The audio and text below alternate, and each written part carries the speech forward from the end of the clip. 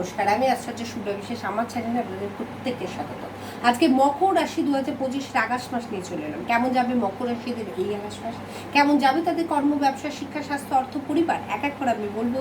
ভিডিওটা স্কিপ করবে না, অবশ্যই ভিডিও শেষে আপনাদের এই মাসের লাকি কালার, লাকি নাম্বার বলে দেবো। প্রথমে আসছে আপনাদের পারিবারিক জীবনে।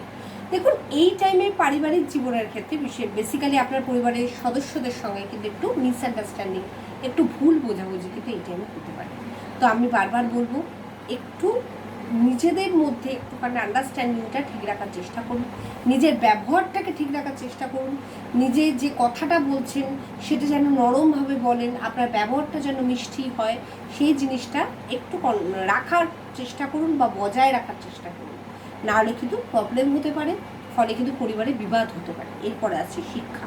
শিক্ষার ক্ষেত্রে যেন আপনার কনসেন্ট্রেশনটা অন্য জায়গায় হতে পারে, একটু আগ্রহটা যেন কম হবে। মানে যে পড়াশোনার ক্ষেত্রে যে আগ্রহের প্রয়োজন, একটা সাফল্য পেতে হলে একটা জিনিসের প্রতি যে ইন্টারেস্টটা দরকার, সেই ইন্টারেস্টটা যদি না থাকে তাহলে সেই সাবজেক্টটাকে আয়ত্ত করা কিন্তু খুব কঠিন হয়ে পড়ে। তো বারবার বলছি, একটু কনসেন্ট্রেশনটাকে পাওয়ারটাকে বাড়ান, একটু পড়াশোনার প্রতি একটু মনোযোগী হন, তবেই কিন্তু শিক্ষায় সাফল্য আছে, নচেত কিন্তু প্রবলেমের মধ্যে পড়তে হতে পারে। এরপর হচ্ছে কর্মক্ষেত্রে কিন্তু একটু সমস্যা এই টাইমে কিন্তু দেখা দেবে, একটু জটিলতা, একটু কমপ্লেক্স, একটু কোথাও একটা সমস্যা আপনি কিন্তু দেখতে পাবেন। তো আমি একটু বলবো, একটু বুঝে শুনে চলাটাই বেস্ট। একটু বুদ্ধি করে চলুন, একটু নিজের কাজের প্রতি বেশি ধ্যান দিন, একটু বুদ্ধি করে কথা বলুন। হ্যাঁ, তো এই জিনিসগুলো যদি একটু চলেন তাহলে দেখবেন কর্মক্ষেত্রটাকে আপনি ঠিকভাবে রাখতে পারছেন, এবং ধৈর্যটা আপনার মনের মধ্যে রাখতে হবে। এরপর হচ্ছে ব্যবসার ক্ষেত্রে অবশ্যই আপনার প্রফিটের জায়গাটা অবশ্যই বাড়বে, মনোযোগ বাড়বে। তো ব্যবসার ক্ষেত্রটা ভালো, ইনভেস্ট করলেও এই টাইমে ভালো হবে। শেয়ার মার্কেটে যারা ইনভেস্ট করতে চাইছেন তাদের জন্য ভালো, প্রপার্টি বা কনস্ট্রাকশনে যারা ইনভেস্ট করতে চাইছেন তাদের জন্য ভালো, বেসিক্যালি কোনো ইলেকট্রনিক্স, ইলেকট্রিক্যাল, মেকানিক্যাল নিয়ে যারা ব্যবসা করতে চাইছেন তাদের জন্য খুবই ভালো, কোনো ম্যানুফ্যাকচারিং করতে চাইছেন তাদের জন্য ভালো। তো এই টাইমে বিজনেসের ক্ষেত্রটা কিন্তু ঠিকই আছে। কিন্তু প্রেমের একটাই কথা বলবো, ভালোবাসুন, নিজের মনের মানুষকে ভালোবাসছেন, কোনো অসুবিধা নেই তাদের, কিন্তু সন্দেহ করার প্রবণতাটা একটু কম করাটাই ভালো আমার যা মনে হয়। কারণ আপনার মনের মধ্যে যদি তাকে নিয়ে ডাউট থাকে না, তাহলে আপনি রিলেশনটাকে কী করে এগিয়ে নিয়ে যাবেন? তো ডাউটটাকে কিন্তু আগে ক্লিয়ার করুন। ক্লিয়ার করার জন্য যে জায়গাটাই আপনার প্রবলেম হচ্ছে সেটা নিয়ে কথা বলুন, সামনাসামনি কথা বলাটা দরকার, যে আমার এই জায়গাটা প্রবলেম হচ্ছে বা এই জায়গাটা কী, ব্যাপারটা কী।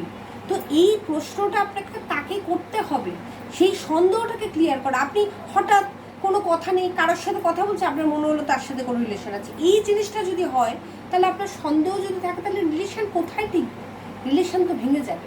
তো বলবো একটাই কথা, বিশ্বাস করাটা খুব দরকার। একটা সম্পর্কে বিশ্বাস যদি না থাকে, বিশ্বাসই হচ্ছে মেন ভিত, ওই ভিতটা যদি নষ্ট হয়ে যায় না, তাহলে যেমন একটা ভিতের ছাড়া একটা বিল্ডিং দাঁড়াতে পারে না, তেমন বিশ্বাস হচ্ছে প্রত্যেকটা সম্পর্কের মেন ভিত। এই বিশ্বাসটা যদি নষ্ট হয়ে যায় সেই সম্পর্ক থাকে না। বারবার বলবো, বিলিভ করার চেষ্টা করুন, একটু সম্পর্কের মধ্যে একটু নিজেদের মধ্যে আন্ডারস্ট্যান্ডিংটাকে বাড়ান, ফিলিংসটাকে বাড়ান। নাহলে কিন্তু বাসছেন, কিন্তু সন্দেহটাকে একটু বাদ দিন, নাহলে কিন্তু সম্পর্ক টিকবে না। একে অপরের সামনাসামনি একটু বসুন, কথা বলুন, তবে কিন্তু সব ক্লিয়ার হবে। এরপর হচ্ছে বৈবাহিক জীবন মিডিয়াম, কখনো ভালো, কখনো একটু নেগেটিভ। প্রথম 15 ডেজ ধরুন একটু ভালো গেল, পরের 15 ডেজ একটু নেগেটিভ গেল। তো সেই জিনিসটা কিন্তু হতে পারে, বা কখনো খারাপ কখনো ভালো, এই জিনিসটা হতে পারে। বৈবাহিক জীবনটা মানে এরকম যাবে, খুব ভালোও নয় আবার খুব খারাপও নয়, মিডিয়াম। এরপর হচ্ছে স্বাস্থ্যের ক্ষেত্রে যদি আমি বলি, স্বাস্থ্যের ক্ষেত্রে কিন্তু বড় কোনো স্বাস্থ্য সমস্যা হবে না, ছোটোখাটো সমস্যাগুলো, পেট নিয়ে একটু সমস্যা হতে পারে, লিভার গঠিত একটু সমস্যা, পেটে ব্যথা, এই জিনিসগুলো একটু হতে পারে।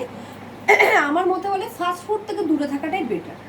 আপনার রাশি উপাদান হচ্ছে পৃথিবী, রাশি অধিপতি হচ্ছে শনি, লাকি কালার হচ্ছে পিঙ্ক এবং ব্ল্যাক, লাকি নাম্বার হচ্ছে 7 এবং 88। আমি সবসময় চেষ্টা করি আমার ভিডিওর মাধ্যমে আপনাদের পাশে থাকার জন্য, আগে থেকে সতর্ক করে দেওয়ার জন্য। যদি পজিটিভ তো পজিটিভ যাবে, নেগেটিভই যাবে না। আমি যেভাবে বললাম সেইভাবে যদি পরিচালনা করেন, ঈশ্বরের কাছে এটাই প্রার্থনা করি আপনারা সবাই খুব ভালো থাকুন, সুখে থাকুন, শান্তিতে থাকুন। এবং আমার ভিডিও ভালো লাগলে লাইক, শেয়ার, কমেন্ট করতে ভুলবেন না, সাবস্ক্রাইব করতে হবে, প্রত্যেকটা ভিডিও নোটিফিকেশন প্রথমে আপনাদের কাছে গিয়ে পৌঁছে। এগুলো আমার ভিডিও এখানে শেষ করলাম।